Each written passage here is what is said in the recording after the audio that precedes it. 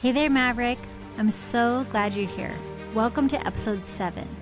Let's dig into the big dreams, bold moves, and the million lessons along the way. This is our check-in, just you and me crafting and claiming a life that is fully yours. Today, I want to talk about the topic of freedom and what time freedom, financial freedom, what that means to me and how that has shown up in my life in different ways. So I remember back, I mentioned that my mom was a kindergarten teacher, and I remember people would always say, I want to be a teacher. They have the whole summers off. I remember being a little girl, and when you'd ask my classmates what you'd want to be when you grow up, almost all the little girls would want to say a teacher. Now, I never said teacher because I saw the behind the scenes. I saw the late nights, I saw the stress, I overheard the upset conversations with parents when they'd call, when their kid didn't get to lead the line or didn't get enough snack or whatever the complaint was. And so I never saw teaching as freedom. I actually saw it the other way. My mom never made much money as a teacher, and she actually even went on to get her master's degree and her doctorate degree in education in early childhood development. And she still never made enough money to support us and my siblings. And so she always had to work a second job. During the summer, my whole childhood, she would work as a lifeguard at our local swimming pool every summer. And not just like for fun, one day a week or during the pool parties. She worked at the pool full time. We would be there from the time swimming lessons started at 8 a.m. until the pool closed at 10 p.m. Probably 4 or 5 days a week. And the reason she had to do this was because she didn't have the financial freedom that she wanted. So I looked at her life as a teacher and saw that she didn't have freedom over her time or over her finances. I remember back to when I was in 6th grade and we had this science project where we had to build rockets out of 2-liter bottles. And we spent all week, cutting and taping and trying to make this rocket. And then we had this big launch. And I remember we went out to this field that was next to our elementary school, and they had some kind of contraption that poured water into it and you could step on it and it would launch your rocket into the sky. And whoever's rocket launched the highest won, I don't know what, a sucker or something probably silly in 6th grade. But I remember that my friend Sean's mom got to come.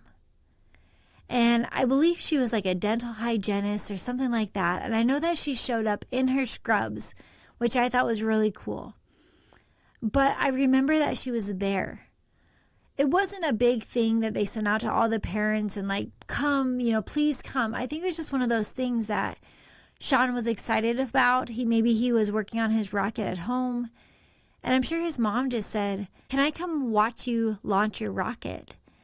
And she showed up. And I remember being so jealous that his mom got to come and my mom didn't. Not only was she a teacher, but she was a teacher in the town that I grew up in. So it was about 25 miles away. And I just remember justifying it in my head that, it doesn't make sense to get a substitute teacher just for a silly rocket launch. But I sure wish she would have. So that was something growing up that I always remember. And I remember watching other parents. I remember seeing my mom tired at the end of the day. I remember one time she broke down crying because for some reason we must have done something and she just got really short with us, either with me or my sisters. And I remember her saying how she felt like she poured out all of her patience and love and grace to the kids at school. And then when she came home, she would be out of it for us. Now, I didn't feel that way often, but she did. And as a mom now, I can totally relate to how that must have felt. So I decided that I wanted to do something different. As I wanted to be an entrepreneur, I wanted to build a business that I had full control over my time and my finances. Now, that doesn't mean that they both work out perfectly, and it doesn't mean that I just have this abundance of time and this abundance of finances, but it does mean that I have control over them. If you'd ask my 4 teenagers, they would probably say that I work a lot. Our house and our offices are actually integrated. I live downtown in a historic building from 1888, and altogether our building's about 14,000 square feet. So the ground floor, which faces the street, has a beautiful storefront, is our office, and then upstairs is our house. Now that definitely comes with its pros and cons, because while I love being able to slip down early in the morning and do a podcast, or stay up late and just load some photos, or sneak over in my office to see if a quote's been signed, it also comes with the downside that at times it looks like I'm always working. That's been the biggest dagger that my kids have said to me, is that, man, Mom, you're always working. And usually I can see where that's not quite true. I can see where it seems like I'm always working because they're home from school over the summer and it's 1:00 in the afternoon and I'm on a call. And oftentimes I have to remind myself that if I went to an office, if I got in the car, if I drove, if I was out of sight, out of mind, I would just be another mom at work. But because my office is 25 feet from our kitchen and I'm there during the day, I can see how to them it feels like I'm always working. But I've also reminded them that while it's not always, it is a lot, but there's also freedom. And that's what I want to talk about today. Freedom to go to cross-country meets in the middle of the day. Freedom for dentist appointments and doctor's appointments. Freedom to go chaperone field trips when they were in elementary school. Freedom to go sit with my grandma when she's in the hospital during her last days. Freedom to truly own my time and spend it the way that I want, which may seem like late nights and early mornings in the office, or may seem like working on a Sunday. But for me, if I had to trade a 9-to-5 schedule as a teacher with summers off, or the flexibility that I have, I would choose mine in a heartbeat. Now, I know that's not for everyone, and I totally respect that. But for me, it's the best way to do it. Besides the time freedom, the financial freedom has always been high on my list as well. This idea that I'm willing to work harder than anyone else, but I also want to have control over how much money I make. For my days back in Sears Portrait Studio, I remember when I was sweating and working so hard, coming in early, staying late, literally standing on my head, doing whatever I could to make these little kids smile. And at the end of the week, I got my same paycheck. Along with time freedom comes the idea of financial freedom.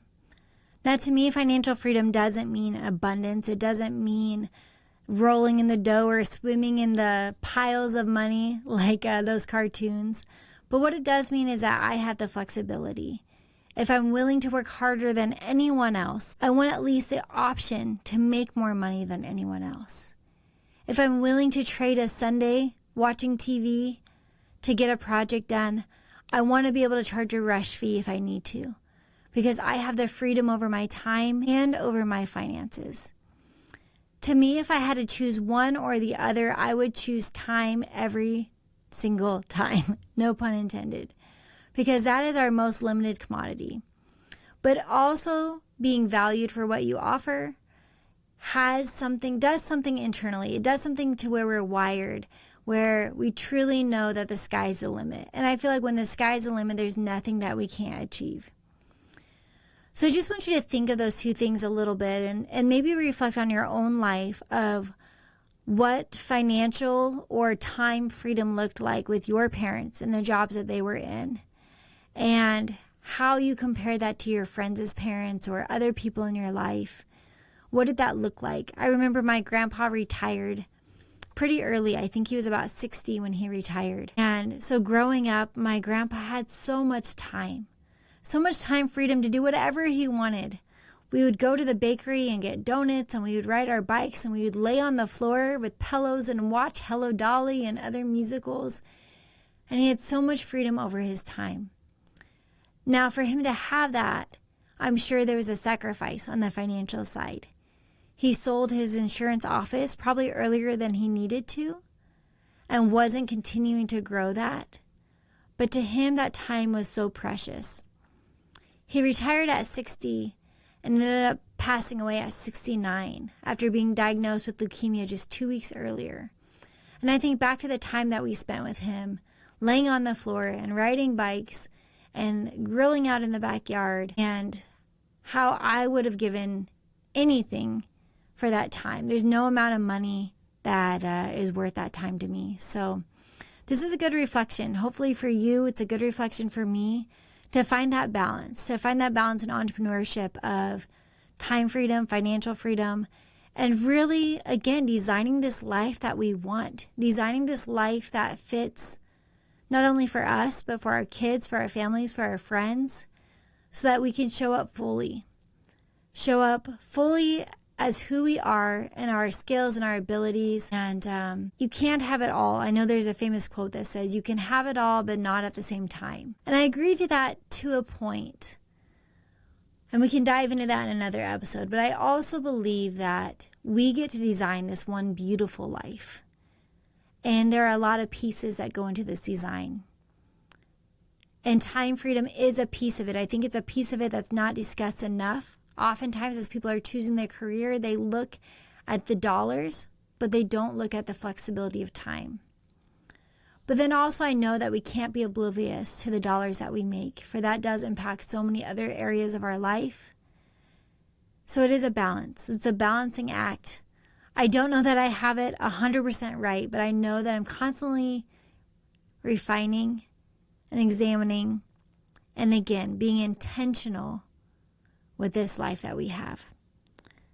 So thank you so much for tuning in today. I think that's a great way to end this episode. So Maverick, until next time, I hope you enjoyed this conversation, and we can always keep it going. The best way to find me is on Instagram under the Juliet Wright. Make sure to go out there and create, claim, and conquer this life you're here to live with intention and by design. And always remember, I have your back.